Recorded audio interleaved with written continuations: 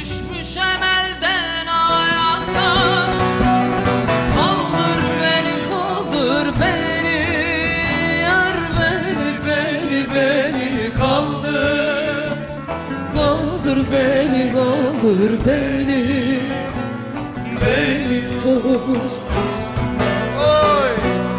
Düşmüşem elden ayaktan. Kaldır beni, kaldır beni, yar beni kaldır. Kaldır beni, kaldır beni dost.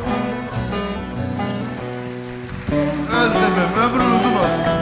Bu türküler kadar uzun yaşa Özlemim, türküler kadar daha da uzun ömür.